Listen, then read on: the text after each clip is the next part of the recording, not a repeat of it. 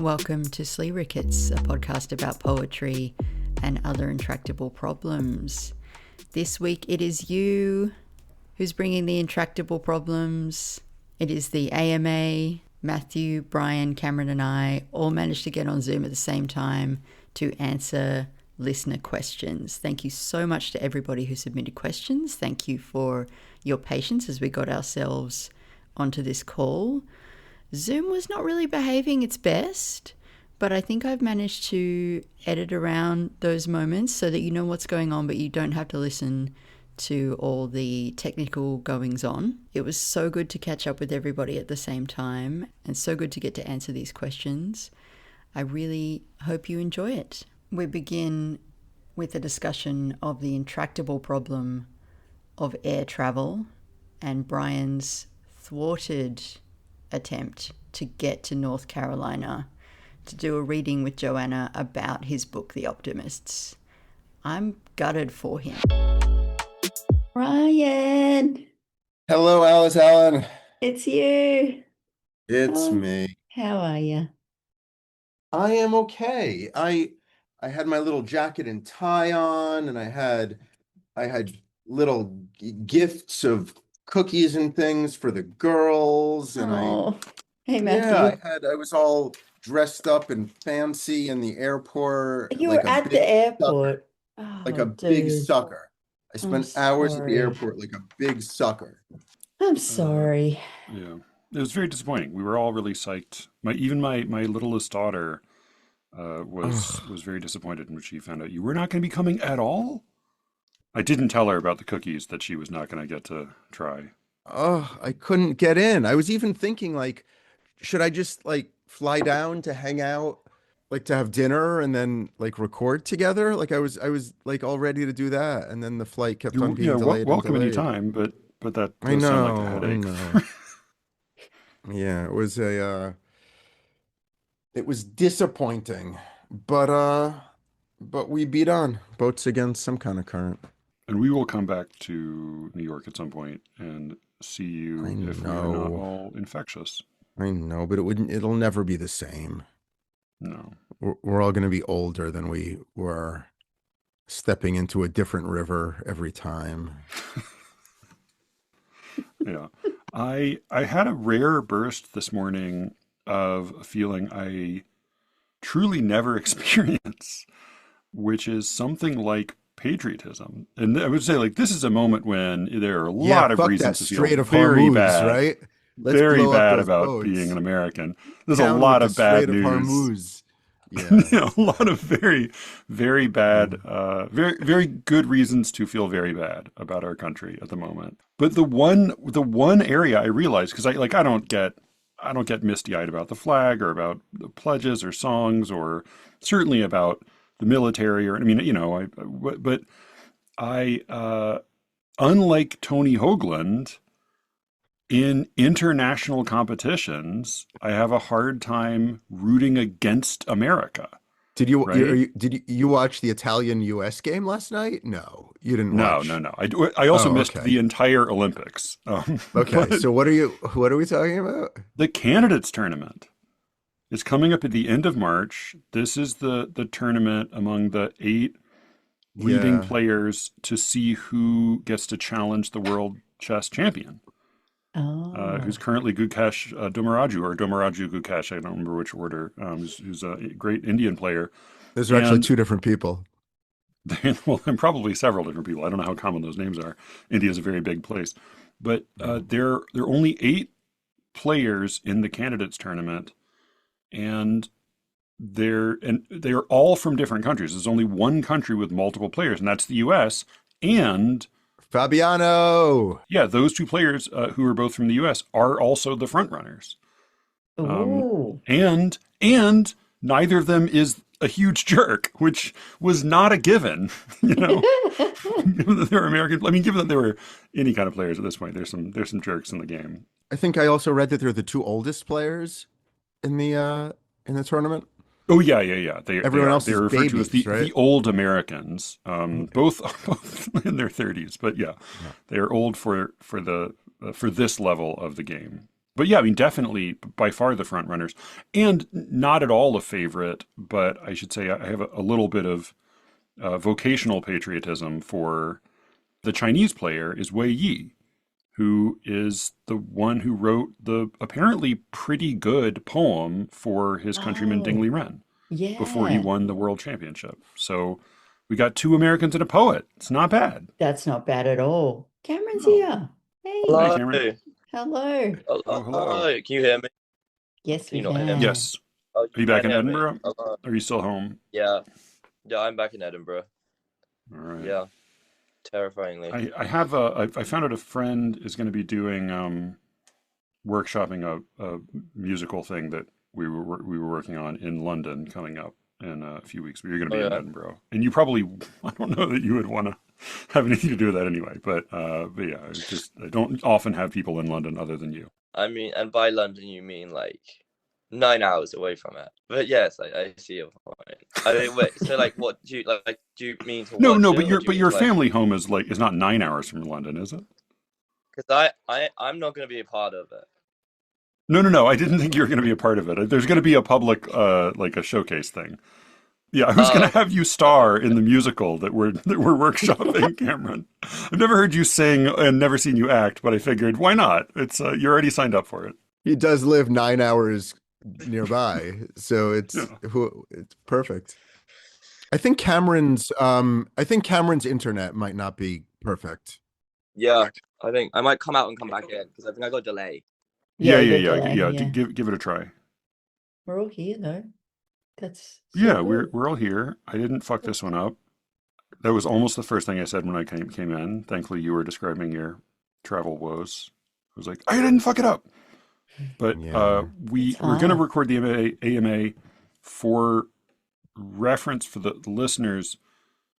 I have had the questions from listeners. None of you has seen any of the questions thus far, I don't think. I think I saw one from Joel like a couple of months back, but it's been so long. I've actually Okay. forgotten most of what it's about. I think it's something to do with music, but yeah, certainly haven't prepared anything. I have I think I've built it up too much now. I think I have a pretty good question for all of you, but I'm curious if any of you have a question as well for the group, or we I may have a have enough to go on question. without it. I have a All right. question, yeah, but only if we got time.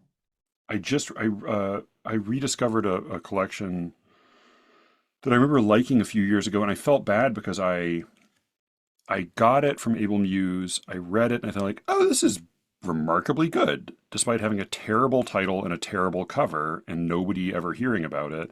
And I thought like, maybe I should review this. And I didn't review it. And then I checked back in. It's been some years. The guy does not seem to have published any more poems, but he is now running for office with horrible politics. And I Oh thought, like, no. could I have averted this?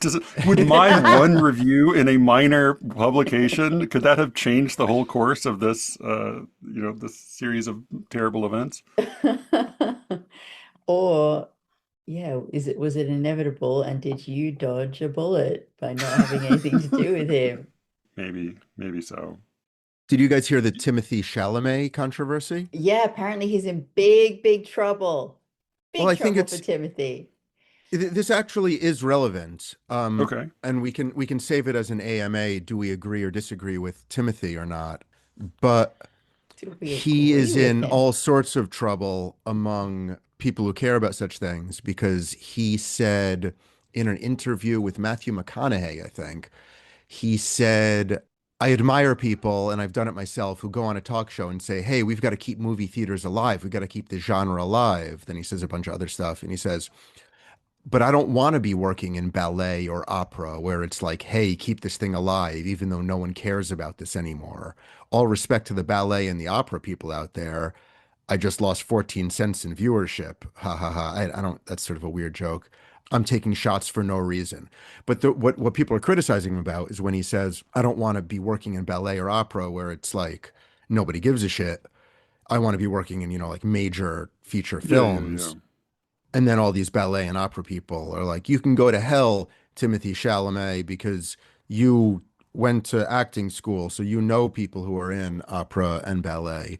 And I think this is one of the rare occasions where I actually I could be convinced either way. I could be convinced that, like, I think to Alice, it's obvious that Timothy Chalamet was being a big asshole here. I was actually responding to the bit where he said that people who choose not to have kids have bleak lives. Oh, oh, that's more intense. Oh, so Yeah, that's he's But I just don't saying know, like, all it's like, sorts surprising of that quote that's for not the that. headline. The Yeah. Oh, I don't ballet agree. Is outstripped it, that. is it surprising? Is it actually surprising? Oh, well, there's no, I'm not, I disagree with him about that. I don't think I'm not ambivalent about that at all. Come But on, Timothy. the People with kids can have bleak lives too. yeah, for sure. Everyone can have God. a Oh, bleak what's life. bleaker than yeah. But people are really worked up about this ballet or opera thing. When I first heard him say this, I thought like, what a jerky thing to say. Like, why would you Yeah. say you didn't want your popular art to be like unpopular arts? And then the more I think about it, the more I think he's like totally reasonable and right. And like for Yeah. everybody criticizing him, like, why don't they name their favorite ballet dancers, as a way to Yeah. Yeah. Yeah. just stick it back to him? But I don't know, a funny moment in the arts. Yeah, no, he just seems to have been briefed by his people or whatever. Just like say the edge lordiest thing, Right. Timothy, because then you'll get attention and stuff. But this Or seems to isn't be just that like, he's like a young 20 something well, edgelord. maybe, yeah, maybe this is his actual personality, but it seems to be a rerun of the whole like, I want to be the greatest. It's like Right. when you when you read it just then, I'm like, okay, I can follow that logic. And yes, that is a fairly reasonable thing to say. But he must also know that it's going to get distilled into clickbait and everyone's going to be super fucking mad at him. So maybe he doesn't care about that. Maybe he's above that. And I don't know. People are going to love Timothy Chalamet no matter what he does. I think I'm inclined to he's probably like maybe three things are true. Like one, it was an asshole thing to say. Two, he's right. And three, the place where I don't know that he if you're good, you can I think you can speak very frankly and even almost cruelly in public about questions of the arts, and I think I'm very glad people do, and that's not a small part of what we're doing. But I don't know how compatible that practice is with being a movie star. And that's where I do wonder a little bit like, well, what are the commitments you're making? Because it seems like you're putting a lot of eggs in the basket of becoming a great movie star. I don't know if that, I mean, who knows how anything works these days, but like, is that then a role in which you want to get yourself entangled in a bunch of public debates about the sort of the tougher questions of how things work in arts and culture? I don't know. It feels like that Mm. maybe isn't that isn't part of being a leading figure in an actually popular art form in this way, also abstaining from certain parts of certain conversations, but maybe not. I don't know. Maybe there are no rules. I mean, I wonder whether inhabiting Dylan for 3 years made him feel like he should speak out more and be a different True. different type of star. True. Yeah, yeah. He Problem seems to problem if want. you get addicted to Dylan's sass, but you're not as smart as Dylan. It's Totally, This dangerous. is totally, very slanted. totally. But I mean, what Mm. I have been thinking of as I am 3 weeks out from my publication date, 3 weeks past my publication date at the time of this recording, is just like whether any of this actually exists in any world, and like, do I hold on to the belief that there is a different in kind as opposed to a different in degree in terms of publishing a theoretically like for the masses work of literary fiction versus publishing a chapbook? And I'm beginning to believe it's just a difference of degree, which Pretty big degree, but is, yeah, but yeah, yeah. but but but I don't know, like, because at least theoretically, writing novels and selling them could be, if not a career without other inputs, at least theoretically, it could like help one make money. But Yeah, I just don't. It seems that literary fiction is becoming one of the precious arts, or has become, is far more in the category. I mean, maybe what I'm saying is obvious. Is far more in the category of ballet and opera in Timothy Chalamet's world than, yeah, but then being a movie star, I don't know what I'm arguing. One way in which I think there is maybe a significant difference of kind between, because obviously, I mean, it goes without saying that poetry is in this category of Mm. arts that people are constantly struggling to keep alive and that nobody pays attention to in large numbers. I do think it's a significant difference in kind, and this takes me back to like the Laszlo Polgar, we did chess because chess is cheap philosophy. Like a person can write a novel, a person can write a collection of poetry. Putting on a ballet or an opera at even a relatively small level is a very involved like that's a very involved undertaking, and it tends to be very expensive, particularly if you do it with, I mean, doing it with a live orchestra. I mean, there's almost no way to actually do a cheap opera, to actually do a cheap ballet. Setting aside even the question of like the training of the artists involved, which is rigorous and formal and not not as open to interpretation as it is in, a work of literature written by a single author. So it does feel like that makes it a slightly different question. The question of keeping it alive is a little bit different than when it's something one person can do alone in a room. Yeah, it's an indictment of culture, of a culture itself, right? If sort of the high arts are failing in a way that I think it's an indictment of culture, the literary fiction isn't as popular. And I think it's also interesting that, I mean, the thing about literary fiction is that it's mostly endangered, it mostly doesn't sell.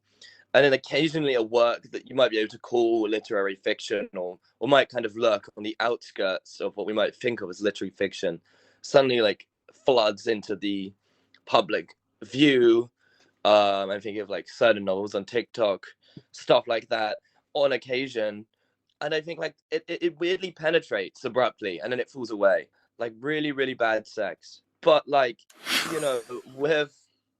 with like ballet and stuff like that, there's like a small set audience, a bit like with poetry. There's a small set audience, but it's tiny. But it's interesting because, as you say, Matthew, one person can produce poetry, so it's not. I think it's not quite the same as like these things where they almost seem like a kind of collective outgrowth of like a kind of high culture, and therefore their like particular health or lack of it is more of an indictment of that particular sort of machinery or like, development of a society's culture in that way. That's really interesting. I think that's right. I'm trying to get to where my discomfort is, and I think living in a world where what I'm doing could theoretically be considered an entertainment product for others feels a lot more comfortable than living in a world where what I'm doing is art for art's sake, or entertaining a tiny, tiny pool of people who just want what I'm doing to continue to exist. And What do you mean by comfortable? you said, what do I mean by comfortable? Yeah, like which Yeah, way? in terms of like sense of self, or like less embarrassed to be doing it. Like Okay. like this book that I just wrote is getting way more positive attention than any book I've written before, more readers, people seem to be liking it, but still nobody is actually reading it. Like it's still like I definitely am having Do you more mean success. actually, like not, you don't mean actually reading it, No, you mean actually nobody.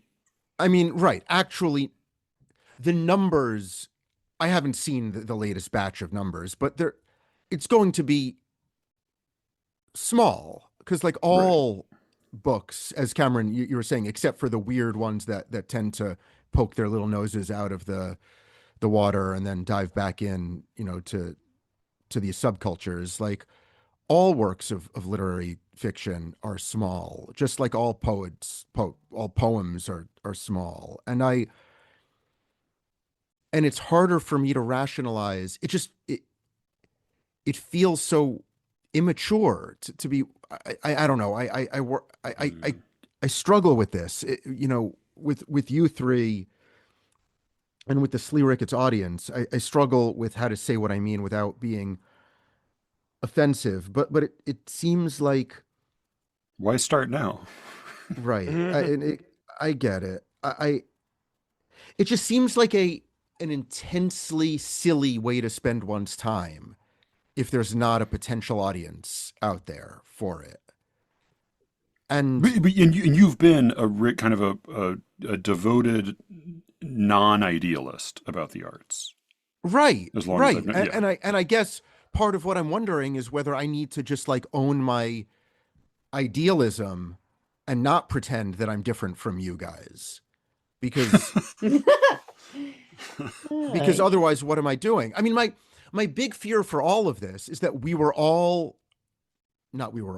many of us who are listening to this podcast were either complimented in our late teens or early 20s about our ability to do the arts, or were touched in our late teens or early 20s by these very specific arts, and have therefore been attaching our sense of self to the production of these arts. And to me, that's like sort of embarrassing. And as long as I could maintain the possibility of something greater than that, it felt less embarrassing. But now with my own work, going around the country and talking about it, and reading what like the popular works of literary fiction are around as sort of an exercise that I'm forcing myself to do, it's all like really embarrassing. It's all like, look at me stuff. Like it's like people trying to be patted on the head or something. And I feel myself with that instinct. And I feel that so aggressively in the works of literary fiction that have broken through, that I've been reading recently. Miranda July's All Fours, Heart the Lover. I'm sort of reading these books that have been popping out, the ones that Cameron's have been talking about, and they're all so hungry for approval. And I see myself on stage, and I feel myself so hungry for approval, and I don't know, there's something very unsettling and unflattering about all of it. It's funny. I don't want to totally derail us, but I told you by text before we were trying to figure out you're coming down here that I finished rereading your novel, and I had a new theory about it. The short version is that my new theory is that I think this is what it's about. The exact thing you're talking about. It sounds very related, yeah. And it wasn't the way I thought of it when I read it before. I read it a few years ago, and it was a slightly different novel then. You've revised it some, but I also think like time has passed, and it struck a chord. But I think it struck a chord in exactly this way, which I think is maybe part of why it's as strong as it is, because you are writing into your own uncertainty. Yes, and it has the urgency of like you're on the hook. Like it is the opposite of a novel in which you have all the answers and you're patiently doling them out to us. That's really interesting. But yeah, I'm going to do a whole. I'm going to get lost in the weeds with your novel another time. But we should answer a few of the questions that people asked. Ask us anything. Here's one from Mara. Right, Mara asks, I'm wondering what your process looks like for keeping track of your poems. Oh, no.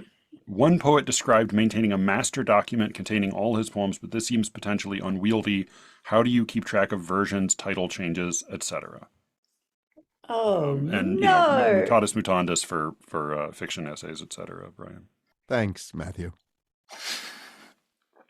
Cameron, do you keep track of your poems at all, or do you just treat them like the Kumeyan Sibyl, and they're just like leaves in a basket? You just fling. Yeah, I have so many documents with like the same poems and then different poems and then different versions, and I don't know. I don't know anything.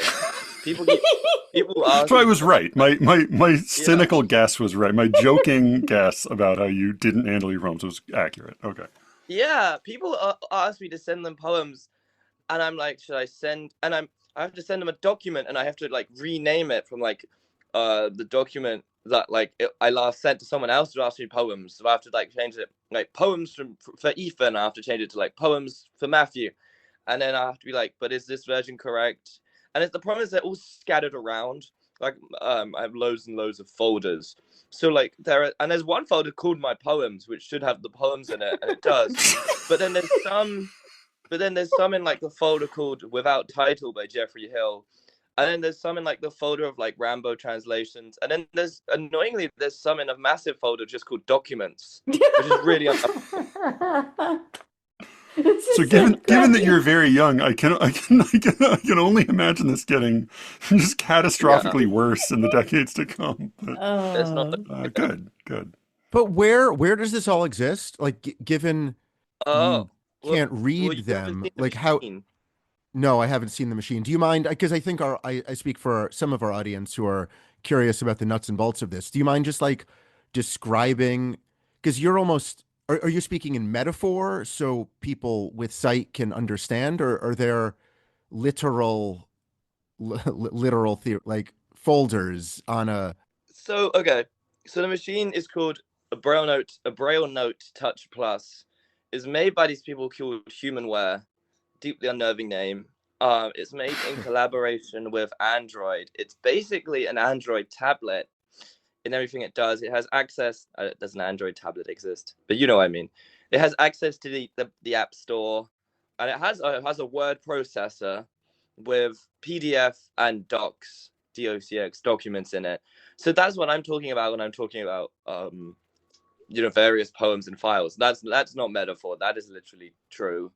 And it also can go on the internet and stuff. And it has a keyboard, and then the display for you, the screen, because it doesn't have a screen, or if there is, I think there may be a screen in some versions, but you're obviously not using the screen. The display for you is a single line of changeable Braille letters. So it's one line of text is the entire screen. Yes, very laborious. Interesting. Thank you. No, you're welcome. All right, so Cameron has a terrible system for keeping track of his poems. Alice, what you got? I use Scrivener, and I have at the start of each year, I save a new, I don't know what they're called, master document. It's poems 2025, 2026, and anything that's worth working on, I pull over.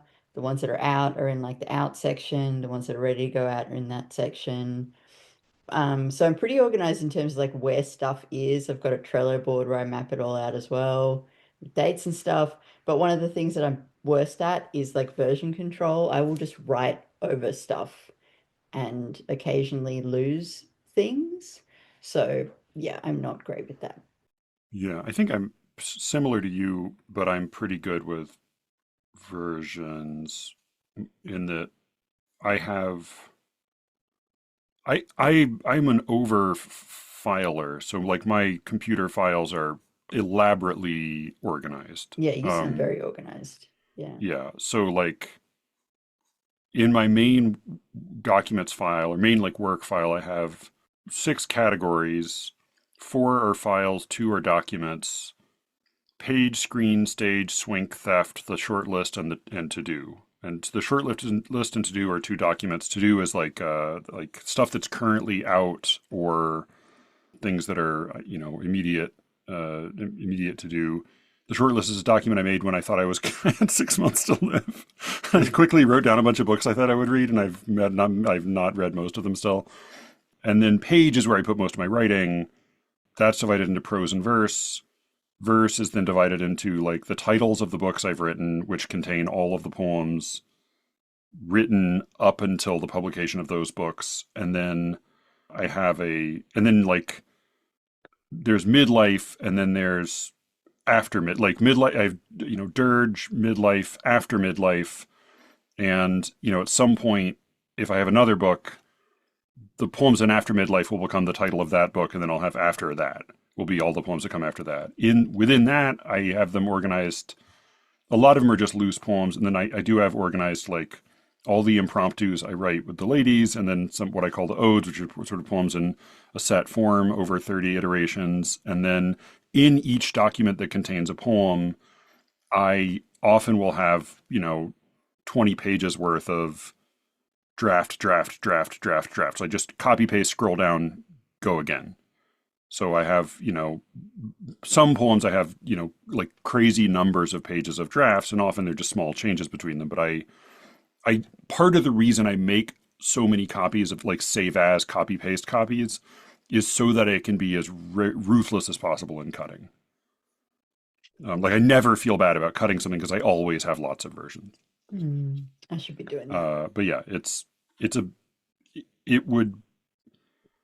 I I thank God that I will not probably like. If I were an important poet and somebody needed to be my literary executor, this would be a nightmare. But it works pretty well for me at the moment. Brian, what you got? Every day after writing, I email myself a copy of wherever the manuscript is at that afternoon. So I have I have every version of everything I've ever written. Yeah. And I can go back and sort by date if I want to go back to an earlier draft, but it lets me just sort of play around every day. Are you running into the problem I'm running into with Gmail, which is it's filling up? Yeah, I spend, I forget what it is, like $19 a year for the super Gmail.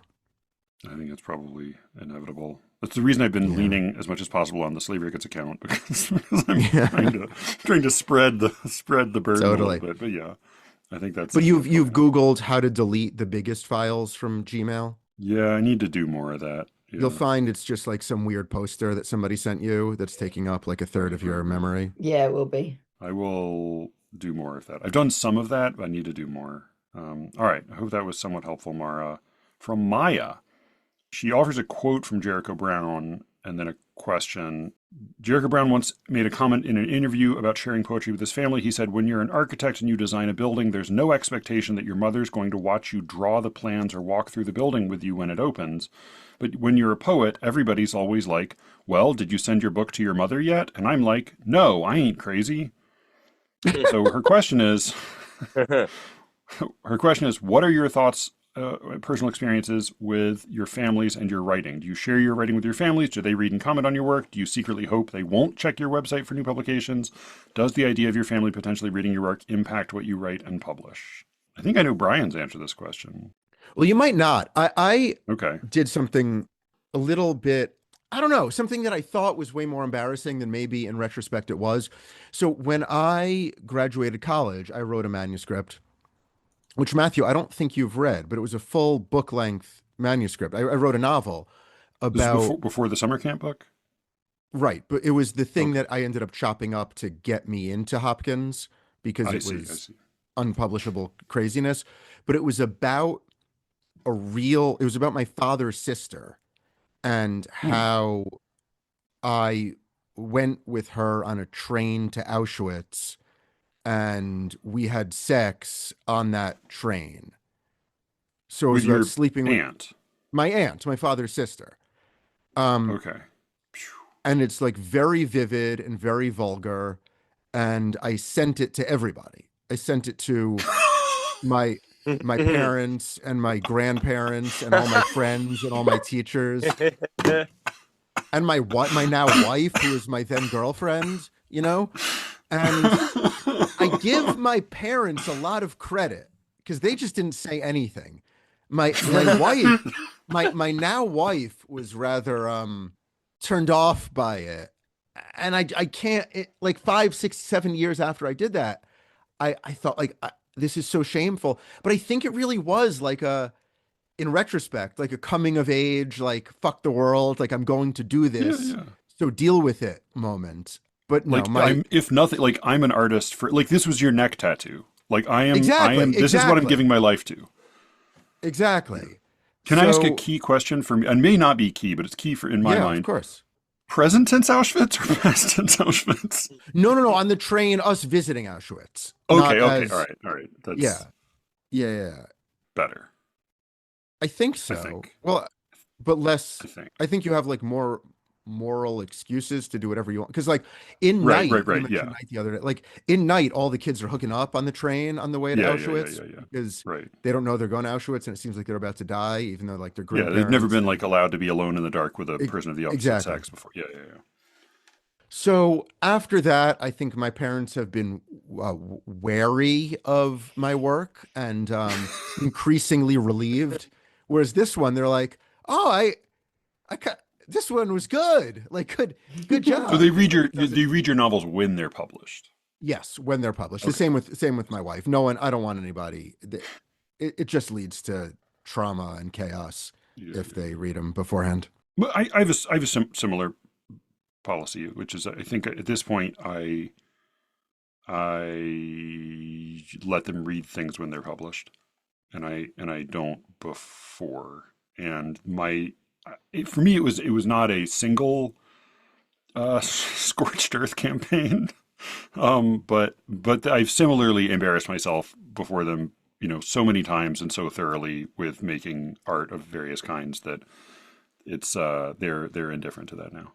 Cameron, Alice? My parents, well, when I was when I was 13 and I started writing, I showed poems, stories to my mother.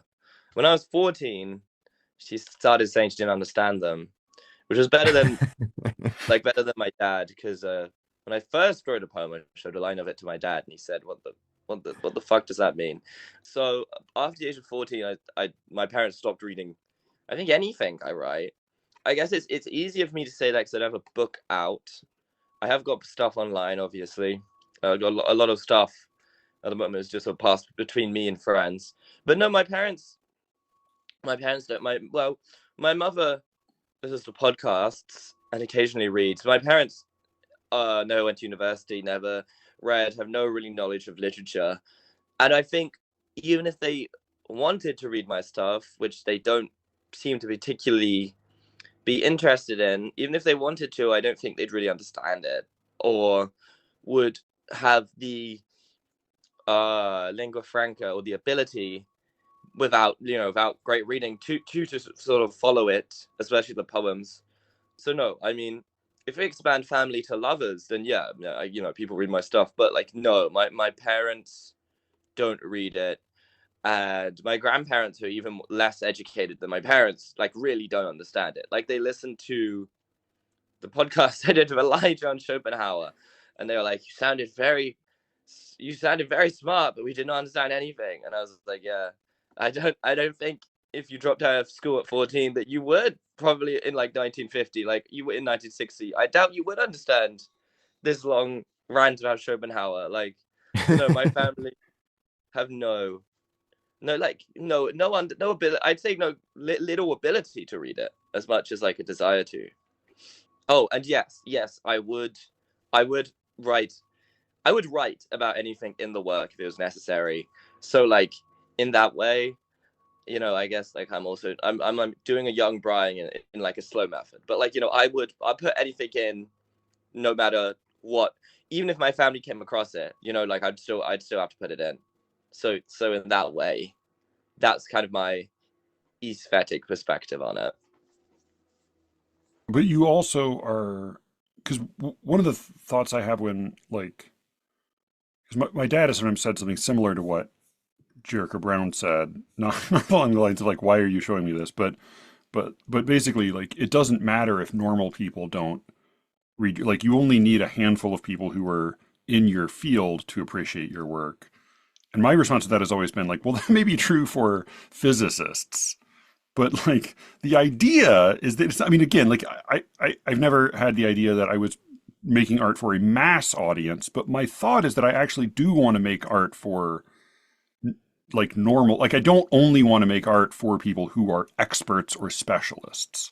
I do want to make art. Maybe there is some degree of education that's required, but I hope not a whole lot is my inclination. Like I would rather, if you can receive it, if you can read it or you can hear it, I would love for it and like speak that language. I would love for it to have some effect on you is sort of my goal.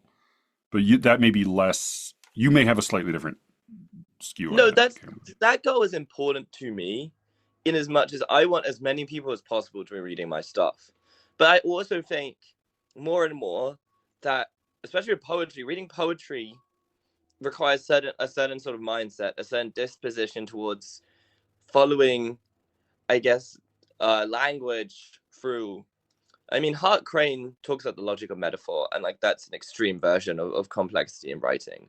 But I do think that with poetry, one has to approach it with a mind towards sort of the movements of consciousness in language in a way that's not like normal, I'd say, of very typical prose. People like my parents just have no knowledge of how to think like that. And I do think I think that's kind of an inherent thing to the genre. Like, I think not all poetry, but a lot of poetry operates through a kind of logic of language or a logic of thought that isn't the same as prose thinking. And I think its audience therefore needs to be able to think like that. And that does require not academic training. I don't care at all about that. I don't want my audience to be academic specialists. I just want my audience to be able to have absorbed poetry, I think, and therefore to be able to think in the ways that I think a lot of poetry moves in. And in that way, I think people like my parents haven't got experience in thinking like that. And I guess the response would be, well, then you need to help them think like that. And to some extent, that's true. But I also don't think they're very interested in thinking like that. I don't think they find it enjoyable. And in that way, I think at that point, I'm like, well, the things I'm writing are not going to be read by you. That is a loss that I'm willing to make, because I think it's simply not going to add a meaningful substrate to your life. Yeah, in a way, that's the more diplomatic version of the Chalamet line. Is like, if you have to like train an audience in order to appreciate an art form to such a degree that they may not be interested in doing so, in acquiring that kind of training, then you may be focusing on the wrong thing if your real goal is just to make art. Exactly. And I was about to criticize you, Matthew, for exactly that, where my instinct when I hear you say, come on, if you're producing any art form, then any receiver of that art form should be able to enjoy it. And when you say it, I nod. I'm like, yeah, that's a democratization of art, and I believe you. But then I think, like, hang on, like, even my smart friends who went to college and got degrees in liberal arts wouldn't know how to sit down and enjoy a very good, straightforward poem. Like it's Really? Yeah, they wouldn't have the ability. Like, I mean, I don't mean to like write an essay about it. I mean, just to hear it and think like, oh, okay, hey, I like that. No, they would think, is it over soon? Is it over soon? Is it over soon? I hope it's over soon. Is it over soon? Jesus. I mean, and I think that's 99% of America. That's what's so interesting, because the other thing is, if the thing that they might be able to enjoy most is something that you roll your eyes at, which is like Amanda Gorman. Like, yeah. No, but I was going to point to Amanda Gorman, right? But like, So if you give them her work on the page, they can read like, oh, she seems to love the potential of America or something, and like that. Yeah, her work on the page is what you definitely need to receive it from, like, spoken aloud by her. But what I'm saying is they would enjoy the work on the page of hers more than the work on the page of yours, even though you're a far better poet. Like, I think that you are expecting way more from the even college educated but master's degree educated Americans when it comes to poetry. They read 0 poems a year. They don't know how to read poems. They don't want to read poems. Which is why Cameron, at least, like, what Cameron is saying is like, yeah, I should I mean, forgive me if I'm wrong, Cameron, but you're saying some version of like, yes, theoretically that is something I would try to work towards, but in reality, I'm writing for the audience that I know is going to read my work, and therefore I can allude to things without feeling like a prick, because people will understand those allusions within the world I'm working. Right. I think that's true. It's interesting because I've been thinking about this, and I do think it's more than just sort of allusion to some extent. I think it is a way of thinking, and I'm going to say this very broadly, but like, I was thinking about this a lot because I was talking to this artist who makes like basically tapestries. It was very interesting, and she only makes tapestries. She's like a visual artist, and she did say I've written this poem. So I was expecting it to be really bad, obviously, if one has never written a poem before, and she read it out. And it wasn't good in any coherent way, and there were like cliches everywhere, but there were turns of phrasing, and lines that I thought that is real linguistic invention, and like that's not, and it's not just invention for invention's sake. That is really evoking something, a characteristic of experience, or or an emotion that is both true to that those both feels true and is strange, right? It does the Yeatsian thing, is the most appropriate and the most unexpected / most evocative phrasing. And I thought, you having read almost no poetry, and I think just no poetry, and having made visual art, clearly have a manner of just a sort of a kind of consciousness that gives you some inherent affinities to, I think, how often language acts in poetry. And I think that is true.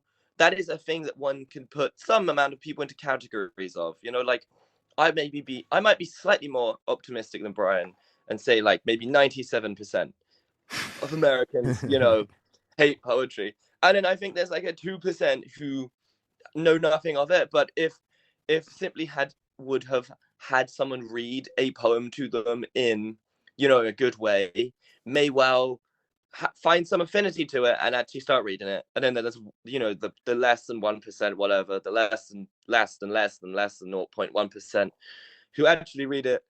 But I do think it's not.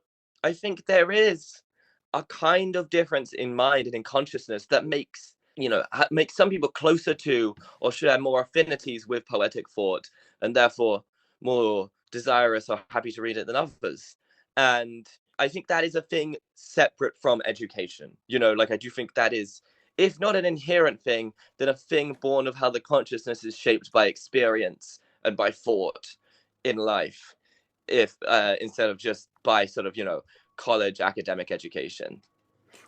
Before we go further down that rabbit hole, because I have 100 thoughts, but I want to hear Alice, because I know you have had your own sort of misgivings and tensions and thoughts about when and how much to share your work with the people not just family, but friends as well. Yeah. Yeah, I mean, the book and the chapbook, I just didn't think about it.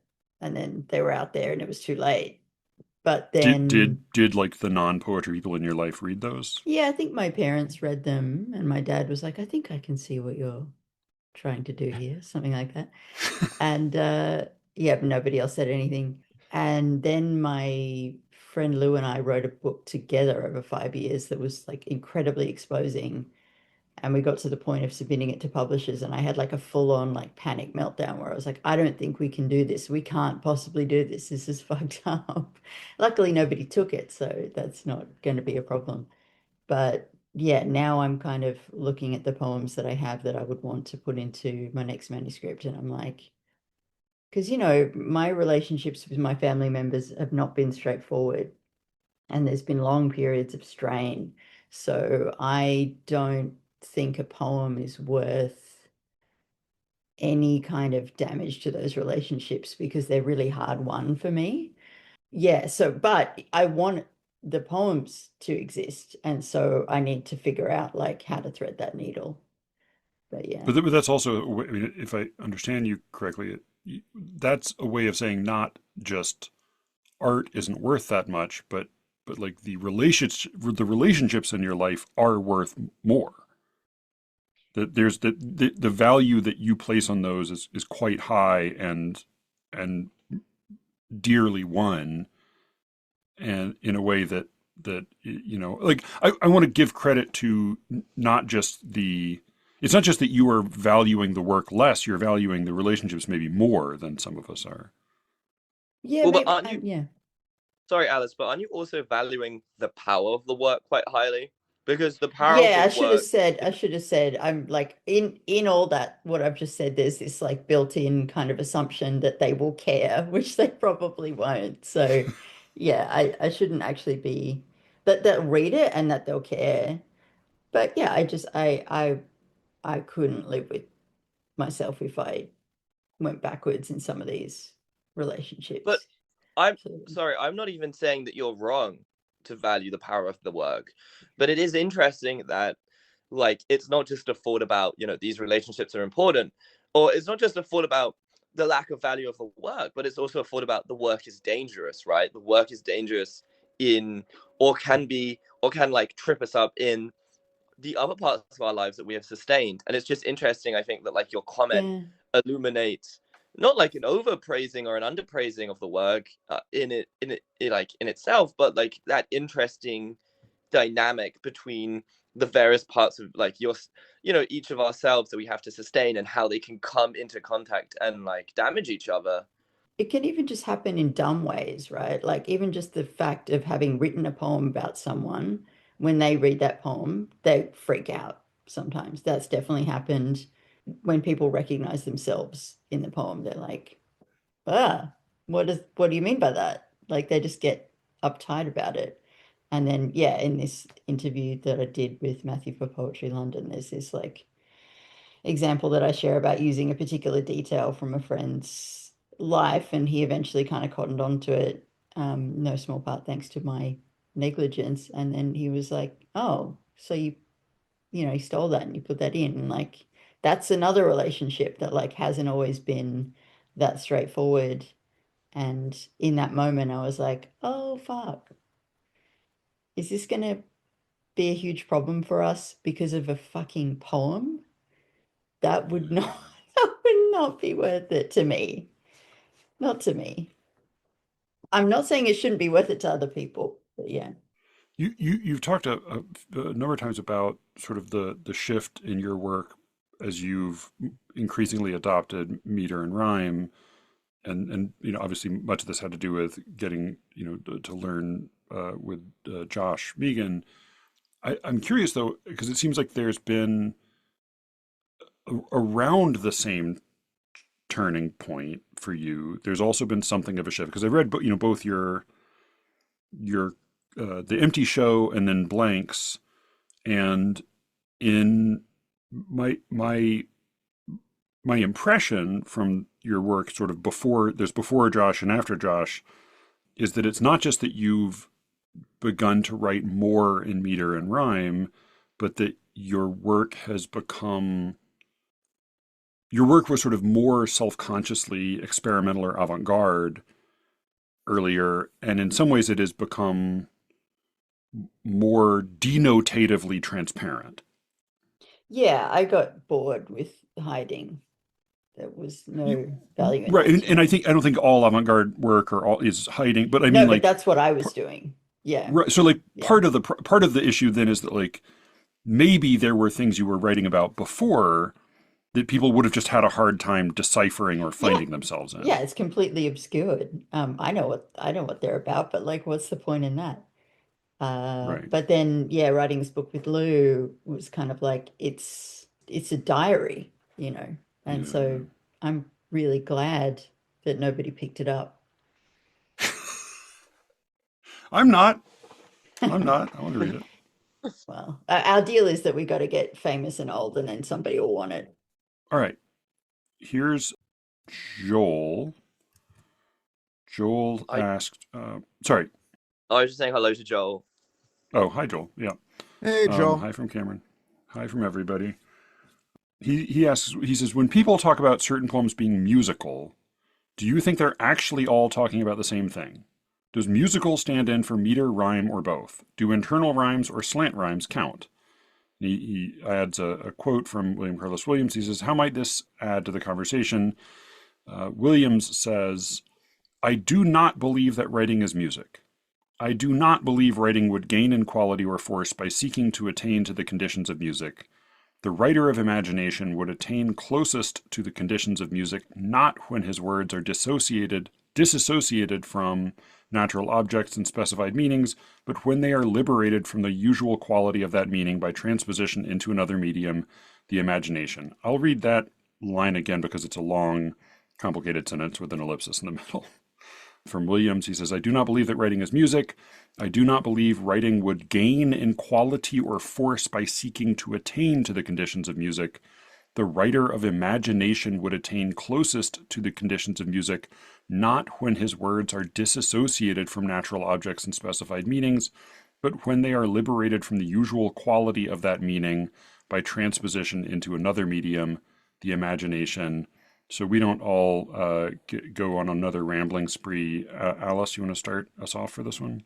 Yeah, I don't think they're all talking about the same thing. I think mostly Yeah. what people mean when they say something's musical is that it sounds nice, but they could mean one of like 100 different things.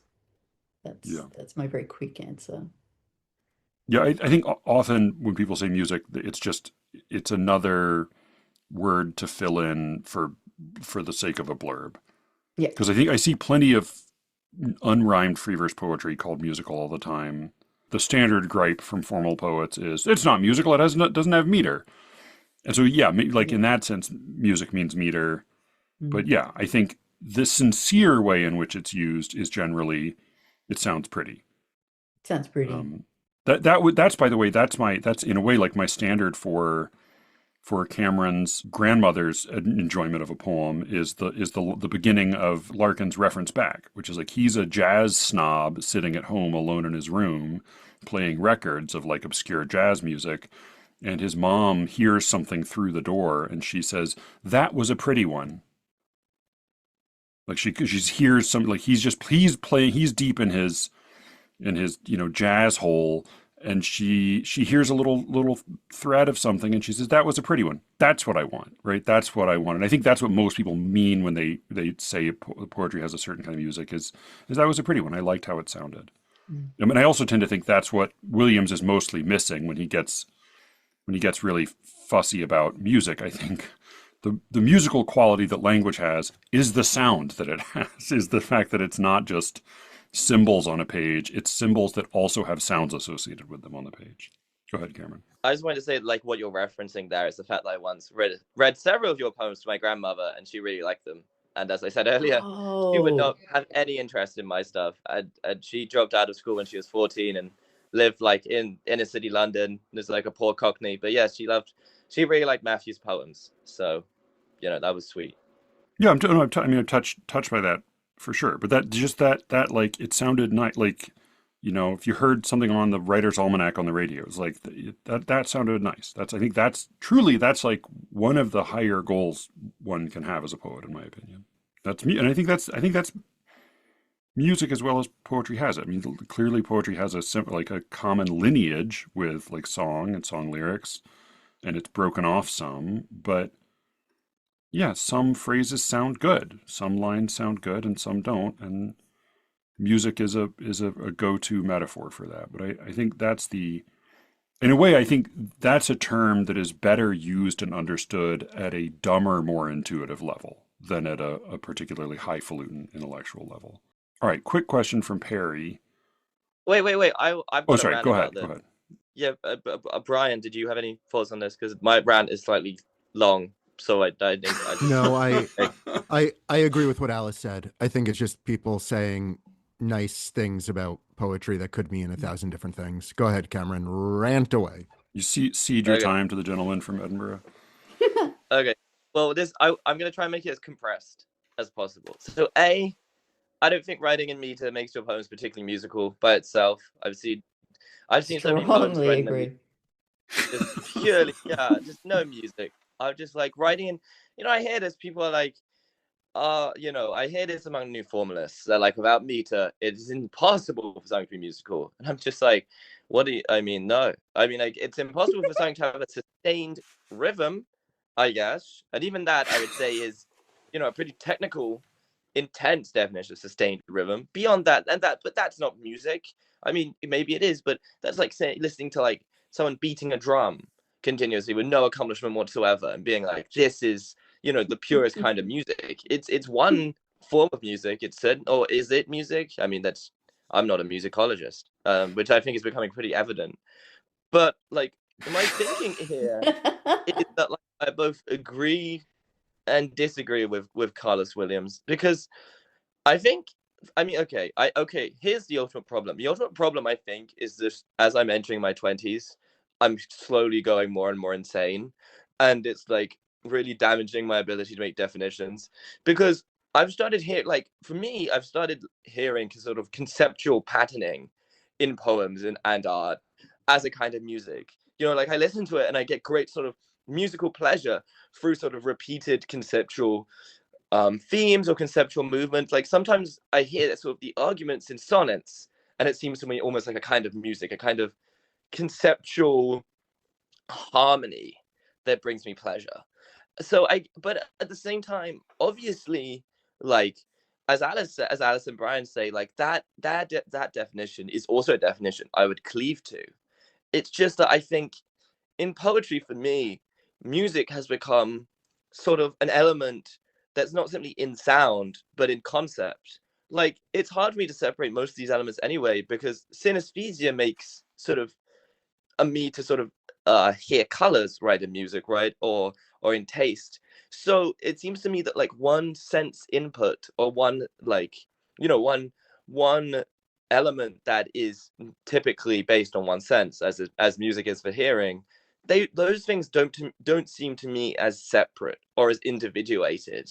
And in that way, I feel like for me in poetry is the thing where concept and music run into each other and even become the same thing in rare moments or entire poems. And in that way, I just don't find any singular definition of music or any idea of music's requirement or non-requirement completely concise or pure or just a complete definition, because I don't particularly believe in this sort of individuated idea of music, or the separation of music from content or from concept even. But that's my rant. Well said. Though I don't know what I think about music as a concept aside from sound, but I am interested to see what that yields in your work in the future. All right, quick question from Perry, and this was, I think, directed to me, but we can adapt it more broadly. What's your favorite poem by Donald Justice or Joshua Megan, or both, and why? I'm not big on favorite poems for the most part. I love both Joshua Megan's work and Donald Justice's work quite a lot. I will just say that among my many favorite Donald Justice poems, one of them that doesn't get so much play is called The Young Composers Concert. And this is set, it has a little line under the title. It's set in Sewanee, Tennessee, summer 1996, which presumably means he was at I don't know if the Sewanee Writers Conference was going back then. I think it was. But he was there and they did a little performance. And yeah, I can read it real quick. The melancholy of these young, I'll just say it's partly about like youthful imperfection or failure in art. And unlike Brian's question and Brian's book, it is less fatalistic because it's more about early failure that you might learn from, rather than sort of a final question of failure or disappointment. It's a Young Composers Concert. I do want to interrupt and Please make sure that when you discuss my novel, it's not strictly labeled as fatalism, because I don't think No, I don't think it is. I don't think it is. Yeah. Okay, carry on. Yeah. Justice. No, I don't think your novel is fatalistic, but I do think it brings up the question of what makes a life valuable, what counts, what's sort of the justification of a life. And part of what I think shows that all right, stop. All right, good. Thank you. But no, I think you are more fatalistic than your book is, because I think your book is honest about the characters it's dealing with, and it doesn't allow you don't allow yourself simply to put your thumb on the scale. Agreed. Carry on. Donald Justice, better than I am. Go ahead. The Young Composers Concert by Donald Justice. The melancholy of these young composers impresses me. There will be time for joy. Meanwhile, one can't help noticing the boy who bends down to his violin as if to comfort it in its precocious grief. It is his composition, confused and sad, made out of feelings he has not yet had, but only caught some hint or rumor of in the old scores. And that has been enough. Merely mechanical, sure, all artifice. But can that matter when it sounds like this? What matters is the beauty of the attempt. The world for him being so far mostly dreamt. Not that a lot, to tell the truth, has passed. Nothing to change our lives or that will last. And not that we are awed, exactly. Still, there is something to this beyond mere adult skill. And if it moves but haltingly down the scales, it is the more moving just because it fails, and is the lovelier because we know it has gone beyond itself, as great things go. So yeah, that's one I encountered in his collected works and have not encountered, or collected poems and have not encountered elsewhere. But yeah, I mean, Donald Justice is just wonderful and criminally underappreciated. I was looking at a handful of Josh's poems. Marianne Corbett has a new essay out in New Verse Review about a triolet of his. I was confirmed in my Anglophone pronunciation of that word, by the way, by one of the triolets she quotes, which relies on that pronunciation for its rhyme. But I was looking back at Accepting the Disaster. That poem's from his earlier book. I think it's Last Chance at Reconciliation, I think is the title of that triolet. But that was his first collection, The Optimist. But I was looking at two very, very short poems from his second collection that kind of, I think, exemplified these two modes of his that I'm interested in. One is the Alexander Pope, what oft was thought but ne'er so well expressed mode, which he's really good at. That is, he's very good at saying in very, very lucid language what I have thought in muddled, poorly articulated, language, and that's really gratifying to read. This one's just called "Believe It." Hard to believe that after all of it, in bed for good now, knowing you haven't done one thing of any lasting benefit, or grasped how to be happy, or had fun, you must surrender everything and pass into a new condition that is not night or a country or a sleep or peace, but nothing ever anymore for you. The failure of the rhyme at the end, and that additional clarification that, of course, there will be things, there will be more things, there will be more going on, but for people for everybody other than you, I think just sort of button this brutal clarity in staring into the face of death. The mode that I am more intrigued by, partly because I have a worse grasp on it, is this more associative mode he has, where I can account for most of what's going on in that poem. I can account for only a small percentage of what's going on in this poem. And it's one of the reasons I think it strikes so much harder. Though I'm very grateful for both of these modes, and I hope that and more continues in his work. And a poem like the long poem about the martyrs that was an Image, I think, contains a little bit of both of these modes. This one, very quickly, is Down in the Valley. It was her first time coming home from college. She headed downtown for a drink or two. Her girlfriend went home early. That was Christmas. Now, under sapling pine trees in the clearing, snowdrops are coming back to their old places. They had been gone a lifetime.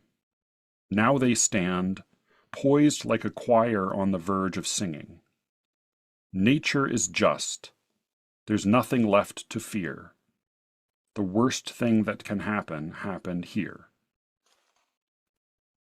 It's an implied narrative, but sorry, go ahead. Sorry, I was just gonna say I'm really glad you actually brought up that poem, because I was thinking about that one actually when you read out the question, And I just wanted to say, I think this poem actually does what I was talking about with conceptual music, or rather, I guess there are conceptual patterns here, especially obviously with uh, Uh-oh. Did we lose you? I need to sign off and sign back Do we on know again. what the worst thing that happened was? I glean, as you know, I can account for a lot of this poem. I glean that it's. sorry.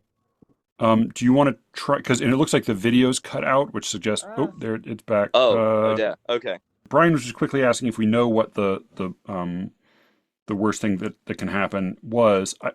I glean that she's killed. Maybe maybe more before that, and this is partly framed from the perspective of her parents. Right, it was her first time coming home from college, so I assume that this is what's happened, but all that's all left off stage, and the emphasis, the focus turns to nature, and there's an element of this poem that it cannot be pinned down, and part of it is what precisely happened. Yeah. Part of it is what is the precise perspective? Who is this a survivor? Is this a victim? And then part of it is the strange tension with the title, which is like the name of a goofy song, and like it's like a children's song, but then it's also this other song that seems maybe only tangentially related. But there's something in this hovering, unpinned down ability that gives the poem so much of its strength, I think.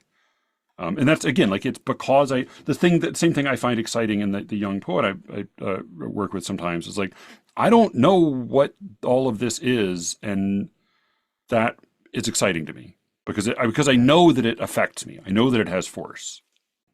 That makes sense. Alice, you got thoughts? I know Yeah, you're a great student. I'd probably just add two things. A favorite of mine of Josh's is Introduction to Poetry, which is his story about meeting Edgar Bowers. Yeah.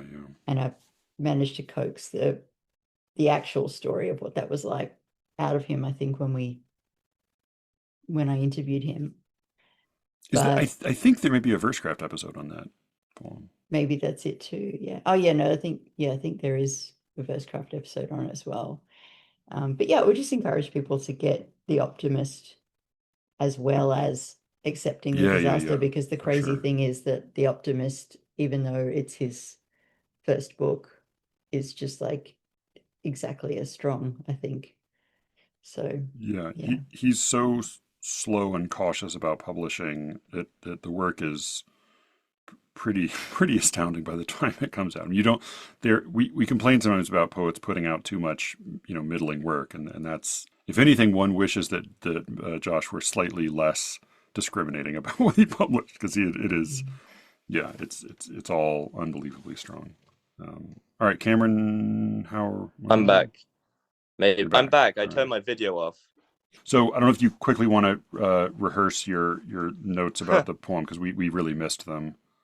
Yeah, I was just saying I'm glad you read it, because I think it does things I was talking about when I talked about sort of conceptual music, in the implication and also the repeated associative themes, right?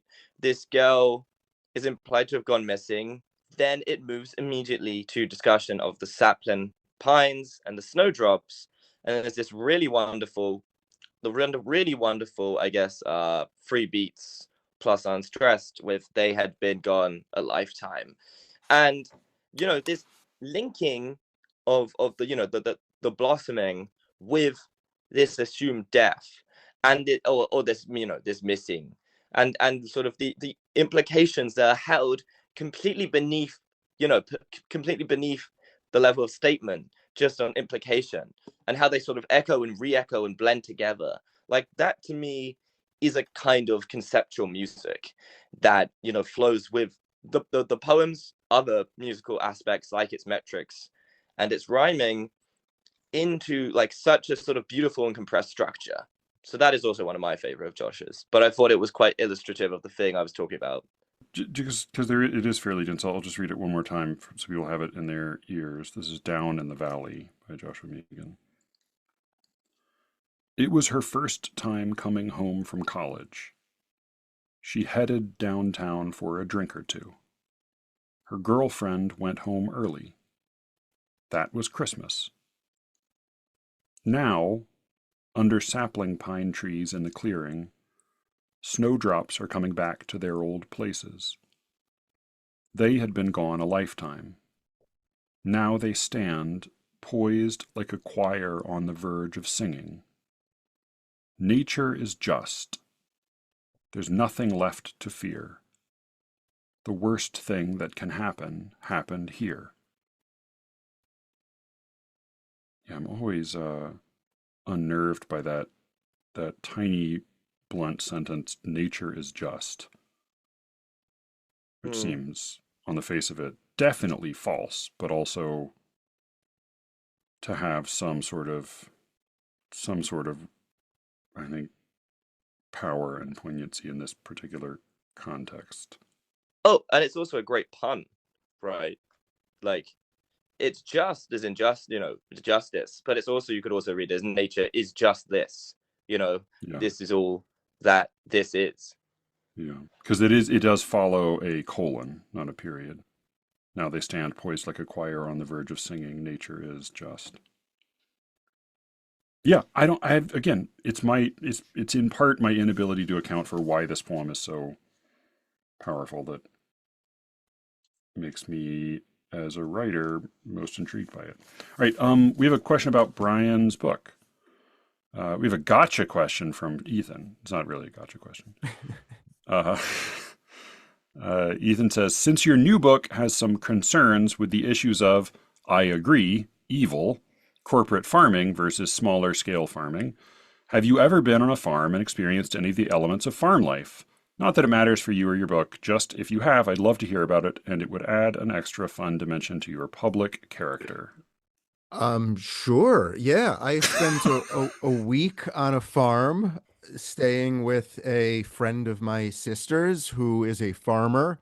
At the end of that week, I interviewed her at length about her trajectory, which is not Clara's, but is similar to Clara's, where she came from a very good college, in this case Northwestern, and had a job, and then realized what she wanted to do was farm. And I saw how difficult farm life was, but how satisfying to her. And I had some curiosity about whether it was satisfying to her because it was so different from her upbringing, or Uh-oh. Oh no. Oh no. Brian as well. Brian's Why? fun. Brian, get back This here. makes me feel better about fucking up, though. It can happen to anyone. That's Yeah. right. That's right. Yeah. All right. Well, he's totally gone Looks like we can now. get Brian back. And for context, for people who are not already familiar, Clara is not the main character of Brian's book, but one of the, if not the thing that links all of the major characters in the book is that they are all, to one degree or another, obsessed with Clara. That their view of her and their perception of her and their following her throughout her life is as much the story of the book as Clara's own experience is the story of the book. Does that seem accurate, Alice? Or you want to I think that's right. or expand? Isn't it cool that two people associated with SLEERICKETS have books of the exact same name? Oh yeah. Because yeah. That is cool. Oh, the Optimists and the Optimist. Yeah. That's true. Yeah. Yeah. Neither of them written by an optimist, I would say. Let's see if we can get Brian back. All right. He is not sure. He's going to try to join again, but we'll see. Alice's job just got even harder editing all this. I'm cutting it at a very suspenseful moment here. Will Brian make it back onto the call? Who can say? Well, I can say he does, but then he has to go again. There is more to this conversation on the Secret Show feed, sleerickets.substack.com. Put in your email address to get a week's access for free. Sign up to get access to all the other Secret Show episodes, lots more gossip, lots more silliness. And in this instance, a very sort of harrowing question from a listener that we end with. And then I ask a question that I think just sends everyone into existential fugue state, which was not my intention, but that's what happened. So go over to SLEERICKETS.substack.com to check that out. Thank you all for your questions. Thank you so much for listening. You can reach Matthew, as always, at SLEERICKETS@gmail.com. And with any luck, we will all be speaking to you again very soon. Until then.